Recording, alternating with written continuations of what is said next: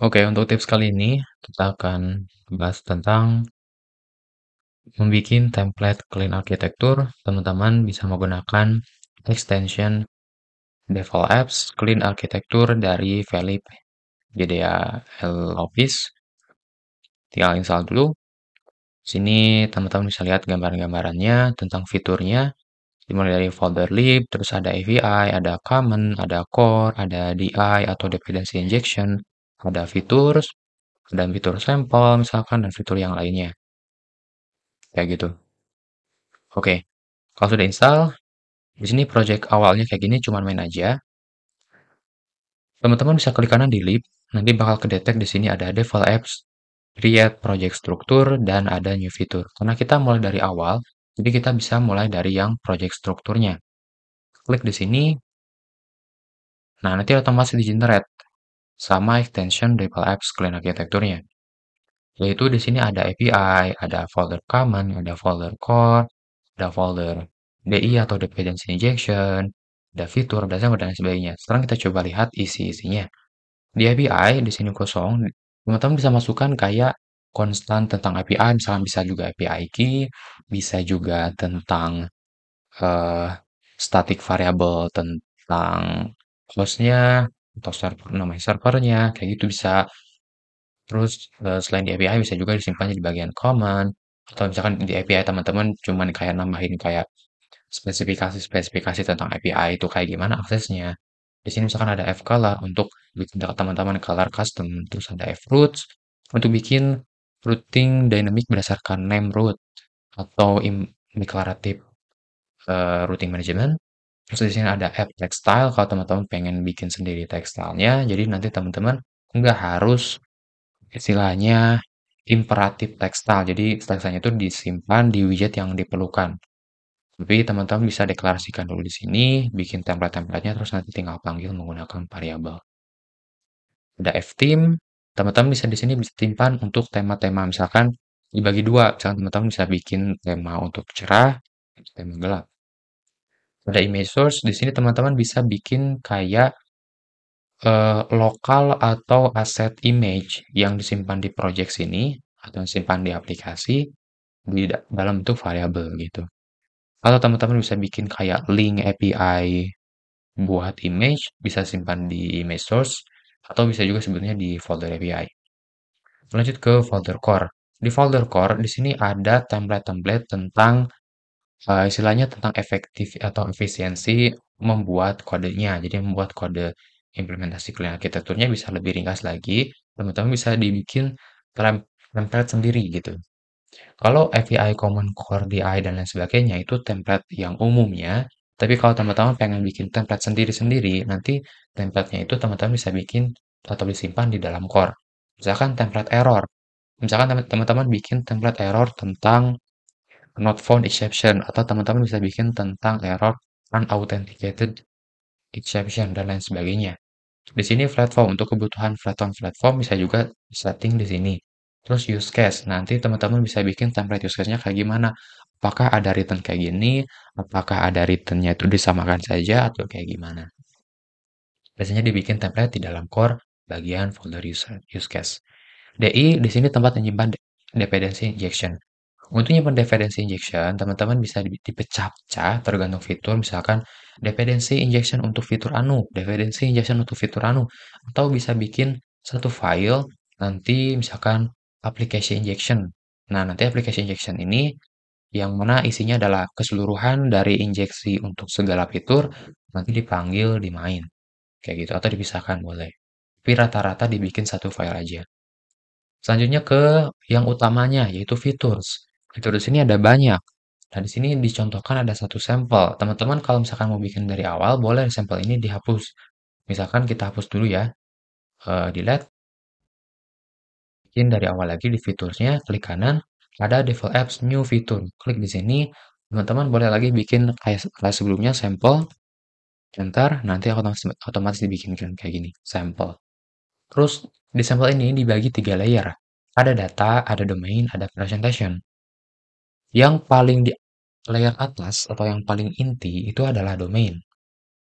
Di domain ini sifatnya itu dia tidak bergantung keluar. Jadi cuma di dalam aja gitu. Nanti teman-teman bisa bikin entitas-entitas kayak entitas ini kayak bentuk model, tapi dia lebih ke kayak intinya saja. Kalau model itu bisa lebih detail. Kalau entities lebih inti yang dipakainya saja di UI. Misalkan dari entitas user yang dipakainya itu cuman misalkan username, email, image, URL, address itu aja. Sedangkan untuk yang lainnya biasanya di model itu ada. Entitas lebih simple biasanya. Atau teman-teman bisa disamakan nanti benar-benar di istilahnya diturunkan dari entitas ke model. Ada repository, di sini repository abstraknya atau construct-nya. Terus ada use case. Nah, di sini use case-nya itu bisa ada banyak tergantung fiturnya. Di fitur ini ada berapa use case kayak gitu. Bisa per fitur satu use case atau satu fitur beberapa use case bisa aja. Selanjutnya di layer selanjutnya ada data. Di data ini dibagi tiga, ada data source, ada model, dan repository. Di model ini, teman-teman bisa bikin turunan dari entitas yang ada di domain sini. Jadi di-extend langsung ke entitas. Bisa juga teman-teman pisahkan. Jadi model ini bikin kelas model sendiri, tapi tetap nanti harus bikin sebuah kayak factory function ataupun function tersendiri yang mengubah yang tadinya bertipe model menjadi tipe entitas. Tetap harus dibikinkan meskipun tidak di istilahnya eh, extend. Tapi meskipun di extend, ya tetap ada nanti harus bikin juga sih sebetulnya. Mau mau extend maupun tidak harus ada bikin merubah ke entitas. Karena merubah ke entitas atau dari entitas ke model ini yang akan menjembatani data. Merubah data dari layer data menjadi layer domain gitu. Kemudian di data source. Di data source ini teman-teman bisa pisahkan antara data source yang bersumber dari network dan yang biasa disebut dengan remote dan juga data source yang bersumber dari lokal. Biasanya menggunakan self reference atau data lokal yang lain kayak Hive, terus kayak SQLite kayak gitu. Kalau data source yang dari remote biasanya dari API kayak gitu. Jadi biasanya dibikin dua, ada data source di sini tuh. Data source remote dan juga ada lagi data source lokal kayak gitu. Terus ada repository. Di sini repositorinya sama, mirip kan ada repository di data juga, tapi di domain juga ada repository. Nah, bedanya kalau repository yang ada di data, dia merupakan implementasi dari repository yang ada di domain. Karena repository di domain, kita cuma deklarasi aja atau istilahnya kontraknya. Kayak abstrak kelasnya gitulah. Jadi abstrak kelas dari repository. Tapi kalau repository yang ada di data, dia adalah implementasi atau konten atau isinya, isi dari fungsi-fungsinya. Kayak gitu. Yang mengimplementasi data source. Jadi data source ini dieksekusi di dalam repository implementation. Kayak gitu. Beserta nanti ada pengecekannya apakah dia sedang online, berarti aksesnya ke remote, apakah dia sedang offline, maka dia aksesnya ke data lokal, kayak gitu. Kemudian presentation, layer yang paling luar.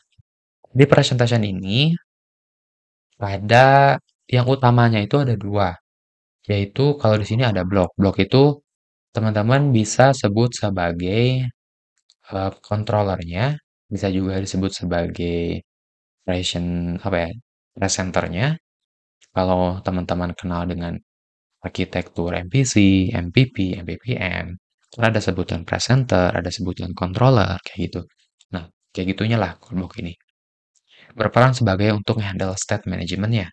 Terus ada page atau UI, tapi page ini page merupakan secara keseluruhan. Jadi benar-benar page-nya, misalkan ada halaman list, ada halaman detail, ada halaman about. Nah, itu disimpannya di page. Selanjutnya ada tambahan widget. Widget ini eh, tampilan UI komponen. Jadi terkecilnya. Beda misalkan tampilan card, ada tampilan box, ada tampilan custom text, ada tampilan custom button. Nah, itu disimpannya di widget. Nah, widget ini kan dia disimpan per masing-masing fitur. Berarti widget untuk di fitur yang lain bisa aja berbeda. Atau bisa juga sama. Kayak gitu. Karena dipisahkan berdasarkan fitur. Jadi nanti untuk acara aksesnya dari halaman, misalkan ada action button. Button itu mengeksekusi sebuah fungsi. Nah, untuk mengeksekusi sebuah fungsinya itu dia misalkan ngirim data ke backend, ke server, ke network. Nah, yang dieksekusinya itu melalui state management dulu ke blok. Nah, dari dalam blok atau state management, mengeksekusi use case yang ada di domain. Dari use case yang ada di domain, karena dia adalah merupakan abstraknya, dia akan langsung mengeksekusi repository. Dari repository, akan otomatis mengeksekusi repository yang ada implementasinya, yaitu di data. Dari repository di data, di dalamnya ada data source, baru dieksekusi ke API. Data source remote. Datanya dalam bentuk model. Kemudian dapat responnya dalam bentuk model, dikembalikan lagi di sini ke pemanggilannya itu ke domain repository, dirubah dari model menjadi entitas, kembali lagi ke use case, baru ditampilkan lagi ke blok sebagai responnya atau sebagai result, dan apakah resultnya itu mau dipakai sebagai menghandle state atau cuman sebagai kayak misalkan menampilkan sebuah notif toast atau snack bar atau dialog atau yang lainnya atau tidak ada notif sama sekali. Cuman ngirim data saja bisa aja. Berlaku juga ketika mau meminta data. Jadi prosesnya sama dari blok, dari page ke blok, ke domain use case, ke domain repository, otomatis menjalankan repository yang ada di data, di dalamnya mengeksekusi data source, apakah lokal, apakah remote, tipenya bertipe models, kemudian dikembalikan ke layer domain dalam bentuk entitas, dikembalikan ke state management block, resultnya baru diresponkan kembali ataukah tidak ada respon. Kayak gitu mungkin penjelasan tentang yang ada di arsitektur, tapi kalau misalnya teman-teman pengen ada tambahan fitur, di folder fitur teman-teman tinggal klik aja develop new fitur, misalkan teman-teman bikin fitur tentang about, enter. Jadi nanti ada dua fitur, ada fitur about, ada fitur sampel. Di sini tempelnya sama, ada 3 layer dan masing-masing layer memiliki foldernya masing-masing. Tapi di sini tidak harus mengimplementasikan semuanya. Misalkan di bot itu teman-teman cuma perlu UI-nya saja ya. Berarti data ini tidak perlu hapus. Domain tidak perlu misalkan hapus. Jadi yang dibuat cuma presentasinya aja. Jadi bisa. Setiap fitur beda-beda, tergantung kebutuhannya. Apakah perlu semua layer, atau beberapa layer, atau semua layer tapi ada bagian yang tidak dibutuhkan, atau yang bagian yang dibuang. Kayak gitu. Kayak gitu mungkin di video kali ini. Sampai ketemu di lain kesempatan.